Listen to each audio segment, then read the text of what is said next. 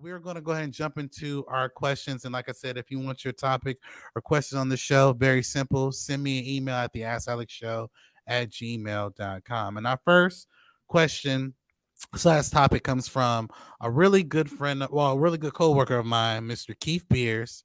And he writes, "Hey, Alex, so I know you've been abreast of everything that's been going on in the writer's strike. According to Bob Iger, he's saying that right now to have a writer's strike is very inconvenient and their demands are very unrealistic. As I look at what actors make on a day to day compared to average workers, I would say that if I have the opportunity to be on TV and get other job opportunities, and also get paid off certain shows, I think that the actors are making much to do about nothing. Hmm. Um, I think that actors should take what they're given and make sure that they continue to book more work or create their own content if they want better pay for themselves. What do you think about this strike? And also, do you think that Bob Iger has some very great comments about what he's saying from a studio level standpoint? Well, thank you for your question, Keith. Let me just say this. I probably should not say your first and last name online anymore because although I enjoy your transparency and your question, a lot of people who probably have heard me read that question, I hope they don't find your social media. They're going to they're probably going to hurt you. But let me address your question because I do think it's a fair question. Um, First of all, let's just break down the writer strike and the actor strike. This hasn't happened over the last 60 plus years. So I'm only 30 years old. So obviously this didn't happen while I was alive. Jeremy's in his you're 42? 40. 40. You're 40. And Jeremy wasn't even alive at this time. And I would say, yes, I believe that actors and writers should fight for equal play. But Keith, let me just enlighten you about something in regards to actors, writers, and even directors, especially writers and actors. Just because you see actors on TV, they do not make a lot of money. And I can tell you, when I first started interviewing actors on my platform, and I'm talking about actors who've been in things here and there, not the major celebrities I've had on my platform, but even them too, they can tell you, and all of the people, and I want to point out, every person I've interviewed that's an actor on my show is SAG-AFTRA, meaning that in order for you to really get work in Hollywood to be on TV, you have to be a part of that guild in order for you to do even extra work to a certain extent. With that being said, as many commercials or as many TV roles or short films or even major feature films, not a lot of actors get paid a lot of money. Now I know you're probably thinking about the Denzel Washingtons and the Marvel Cinematic Universe actors. Let me just be honest with you. Even Chadwick Boseman, who played Black Panther, he didn't get paid. He got paid under $10 million to be the lead.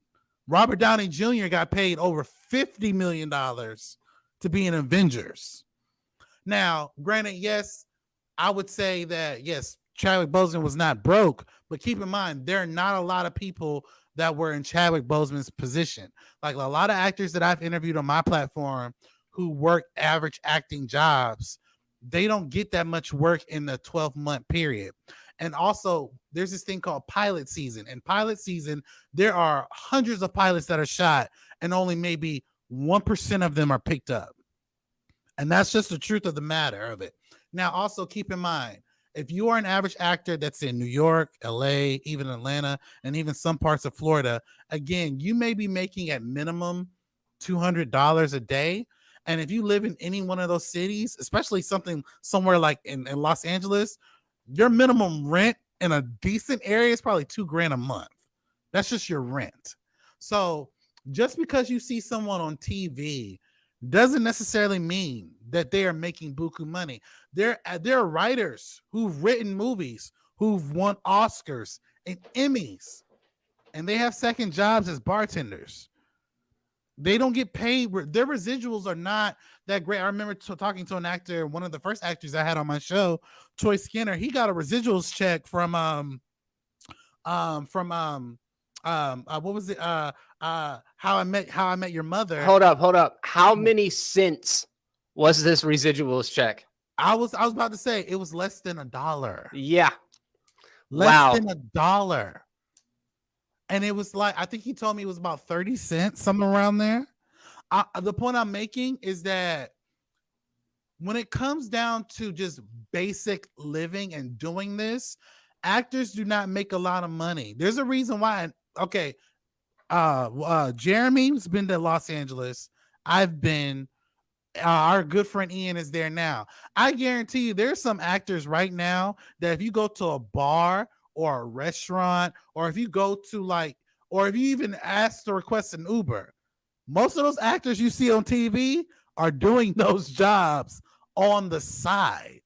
And it's not funny because it's like, okay, you would think that in a business that receives hundreds of millions, if not billions of dollars, you would be giving you would think that they'd be living lavish lives. And again, like I said, when you look at the MCU actors and these high quality actors, that's the 1% of 100% of people who work in acting. Now, with that being said, to address Bob Iger's comments, listen, I understand as someone who owns a company, you have to manage the company, and I do believe you should be fairly compensated. However, Bob Iger makes millions of dollars in his sleep, like Tens of literally millions of dollars every year tens of just millions, off his salary.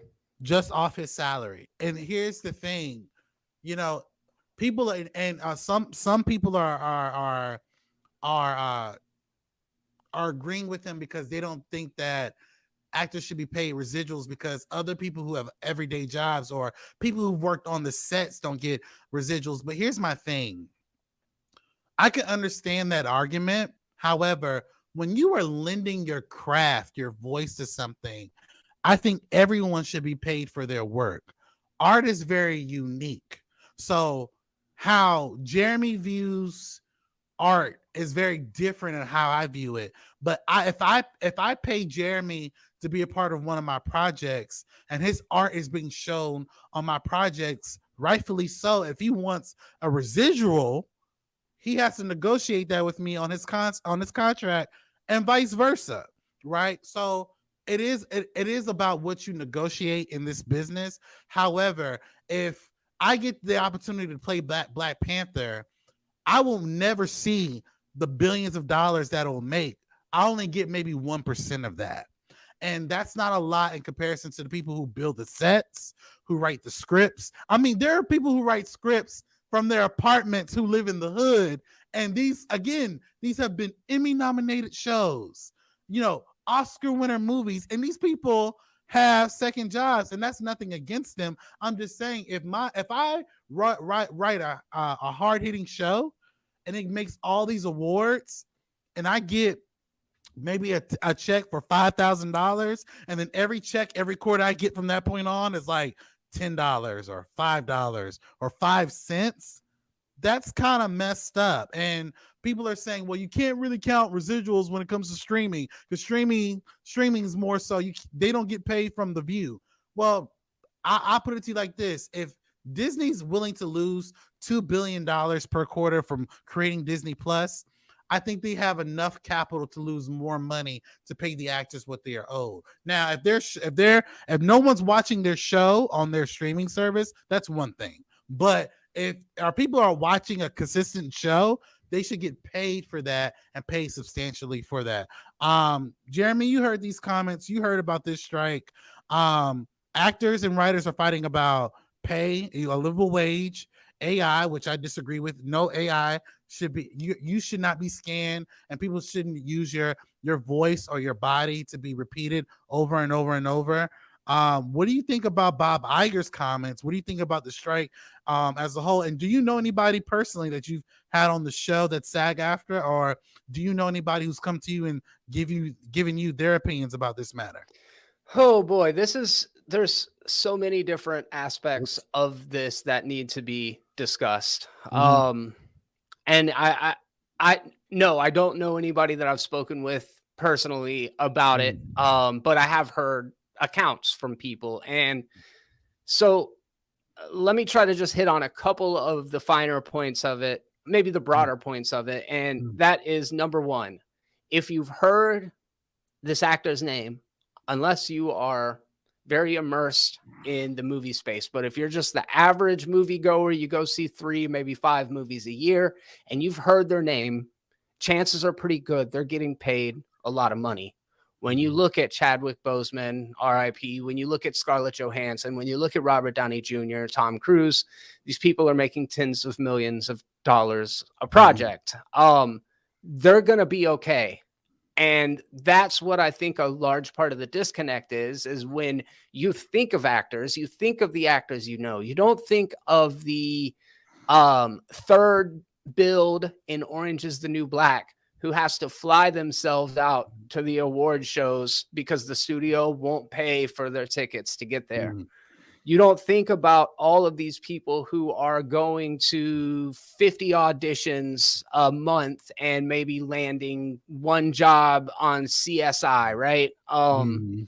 When we think of actors, we think of the most successful. And to Alex's point, you're thinking of 1 out of 100 of those people that are trying to make a career out of this. Hollywood is incredibly unfair. It is foundationally built on lies, whether we're talking about storytelling, talking about acting, but I think most importantly, in terms of this conversation, we're talking about wacky fucking bookkeeping, where the entire name of the game is to take movies that make millions of dollars and make it look like they lost millions of dollars. That way they can screw people in the contracts. They can launder money. Ever since Hollywood has been a thing, it has been attached to dirty money. Investors that work for criminal enterprises that want to clean their money, they know investing in things like art is a great way to fudge books and clean money. The art industry of paintings all the way back to like medieval times has been a way to launder money. So like the entire industry is built on corruption. So this idea that like Bob Iger is symptomatic of a much larger problem. David Zaslav, symptom of a much larger problem. What is happening in Hollywood is a microcosm of what's happening everywhere in the world, whatever industry you're in. In Florida, minimum wage has been like $7.25 for 2 freaking decades now. If you look at the amount of like Taco Bell items that were 39 cents each at the beginning of that are now $1.49 each because of a thing called inflation. But shareholders, corporations, CEOs, they don't look at you as a person. They look at you as a commodity, a means to generate more profit. So I will never take the side of the people who are making $60 million a year over the people who are making $60,000 a year to pursue this thing that they're passionate about. And what we are learning is that the people at the top, they hate the people at the bottom. They despise you, whether you work at, Amazon, one of the wealthiest corporations in the world, where people are having to piss in bottles because they're not afforded the opportunity to have bathroom breaks, because those moments of improductivity cut into the bottom line so that people like Jeff Bezos can make hundreds of millions of dollars. I say that to say there are degrees of suffering, right? You look at Jeff Bezos, he's got more money than he will ever need. He could pay $10 million out of his salary and change the lives of those people making $30,000. He will never do that. You've got people like Tom Cruise. You've got people like Robert Downey Jr. World's smallest violin. Those people are doing all right. That's not who we're talking about. The lowest tier actors, and even to a larger degree, the lowest tiered writers, who are the lifeblood of this industry, the people that are responsible for all the magic you see on screen, they're undervalued, they're underappreciated, they're actively resented by the people who they are making trillions of dollars collectively, and it's upsetting. So look, if I was a CEO, maybe my perspective would be, everybody just needs to shut up and let me bring in my $1 billion or whatever. But as somebody who relates more with the the people who are aspiring to do something, I have to just say, like, if we took $10 million from Bob Iger's bankroll and we put it back into the industry, maybe things would be dramatically different, but the people at the top are never going to give you their money. So maybe the writers and the actors are asking too much, because the people who should be the most empathetic to them fucking hate them. So I don't know what the path forward is. It looks very grim, because there are certain things that the studios have relented on. They've been willing to up the base salary. They're not willing to budge at all on the artificial intelligence and, as Alex said, regenerating background actors and using their likeness and using voices. And maybe I understand that, because the future is coming fast and they don't want to have to take that off the table. But man, that goes for every auto worker whose job has been replaced by a machine. It goes for every copywriter whose job has been replaced by automation. It goes for people that work as concierges at hotels who are being replaced by robots. What's happening in Hollywood is a visible and quantifiable microcosm of what's happening to all of us. And if you feel like they get special treatment and you never got special treatment, maybe it's time to start asking for what's fair for yourself. Maybe we should all be out there fucking picketing so that we can get minimum wage increased, so that people can just simply afford the most basic essentials. This is one of the richest countries in the world. Why are so many people fucking suffering? It's incredibly infuriating, and I don't know what the answer is, but morally and ethically, it's wrong. So that's kind of my take on it. Hey, and you know what? I humbly agree with what you're saying. Because for me, I had, just do some inside baseball was something I normally don't do on the show. I had some actors, two actors in particular, lined up to interview on my show, but because of the strike, they cannot promote anything. Now, mind you, they were allowed to go to Comic-Con and promote this very video game I was going to have them promote on my show.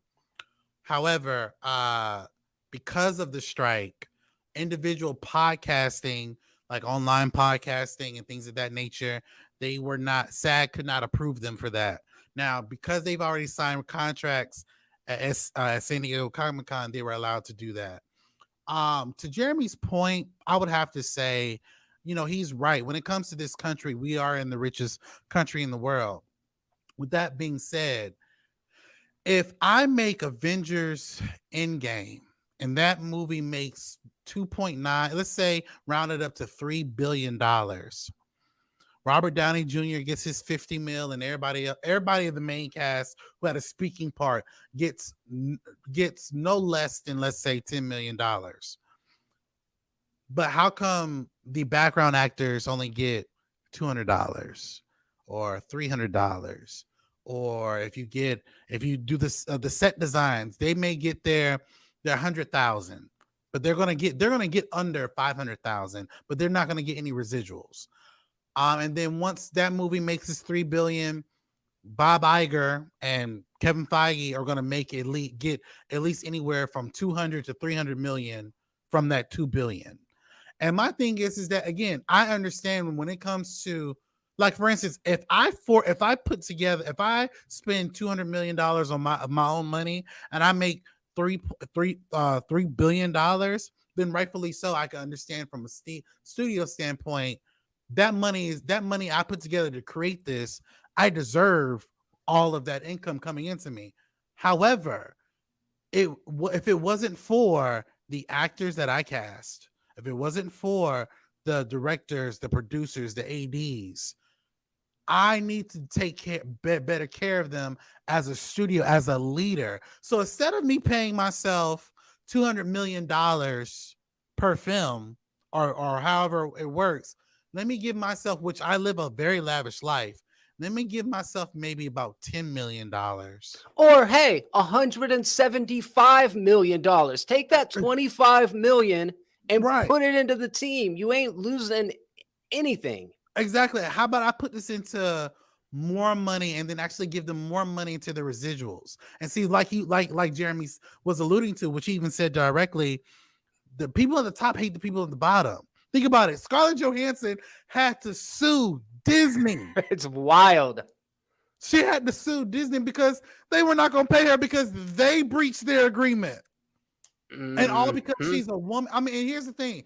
Regardless of what you may think of the movie, she was still owed her money because we both know had that movie would have came out and there was no pandemic, Black Widow, as quiet as it's kept, would have almost made $1 billion.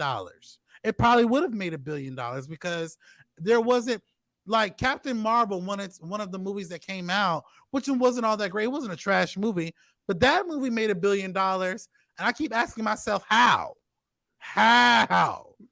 So if that movie would have made $1 billion, I'm thinking that maybe Black Widow would have made $1 billion. But when I look at these other actors and other designers and writers, if they're getting critically acclaims and these different awards and all this other stuff, that's great. But there should be a monetary value to it. Which goes into my latter point. I mean, I'm not a SAG actor.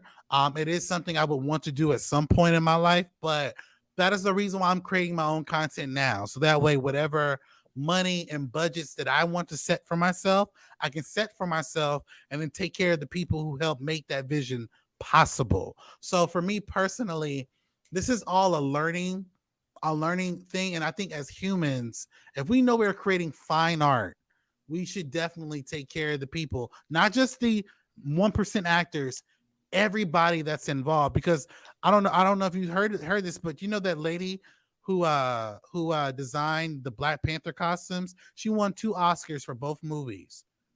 That woman has not received a residual, and she won 2 Oscars from either of those movies. Now she was she did her job, she got paid, great. But both of those, the first movie made over $1 billion. The second movie made over $800 million.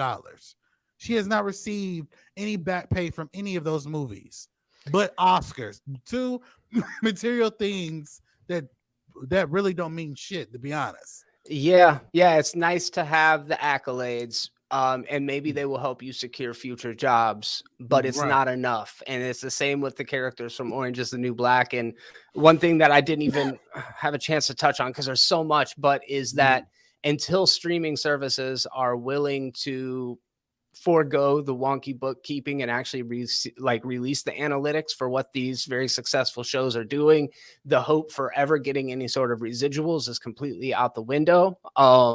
And that is also just like, it shows that Hollywood bookkeeping is very exclusionary. It's not about being transparent. It's about keeping the numbers close to your chest to protect yourself, to protect the investors. And it really is, it's a different landscape, right? Like, talk about CSI, right? Like, you would know how much Tide was paying from 8 p.m. to 9 p.m. to run an advertisement on that spot. There's a quantifiable value for it. Well, now that advertising is not quite as dominant in what the value of residuals are worth, you got to figure out a way to reconcile that, right? So increasing the actor's baseline salary and the writer's baseline salary would be a great way of doing that. To the question, if the actors are asking the studios to pay residuals, but we don't even know how to quantify what residuals are worth, they might be asking for too much in that particular conversation. But that's why there has to be a sit down powwow, reconciliations. People have to make concessions on both sides. It's about compromise moving forward. But when you're holding all of the cards, you don't have to negotiate. And that's what sucks, because I think a lot of people who are working 9-to-5 jobs or washing dishes or driving Uber, and nothing but respect to those people, but they're like, I don't get to live my dreams. I got to go out here and fucking work just to survive. Why shouldn't you? But is that what we're telling people as a society, is that you don't deserve to be able to pursue what makes you happy? That's that's really bleak and dystopian. So maybe you're not happy with where you're at. You can either say then nobody should be, or you can work on yourself and try to find a way to make yourself happy. And then everybody could be happy instead of everybody being fucking miserable. Wouldn't that be great? It'd be great. That would be great, but unfortunately, we live in a capitalistic world, and unfortunately, and I heard someone say this on a podcast. Hollywood is ran by essentially executives who have essentially little to no creative background. To an extent, that's actually kind of true. And with that being said, I think artists will always be the most undervalued people when it comes to showcasing the art, because let me be very clear, like when you are a work for hire for like say for a company like Marvel, like if I created the character Black Panther, I would get paid for that day, but Marvel will make billions of dollars off that character that I created because you created it on their clock. On their clock. You don't. Yeah, it's awful, man. It's awful. And you don't get a cent of that. And just think about that. So when you sign up for these things, you're a work for hire for people who will own your shit for the rest of your life or their life. Yep. So, but what do you guys think about this actor and writer strike? I would love for any actor or a writer who's seen this episode to just jump into the comment section below, give us more context of what's going on. And if you want to be a part of the show to talk about the particular strike, you guys can send me an email as well. Jeremy, did you have anything else to add to it? Or I'm just glad that we were here to solve the entire issue, and hope y'all appreciate all of the fantastic advice that we've given.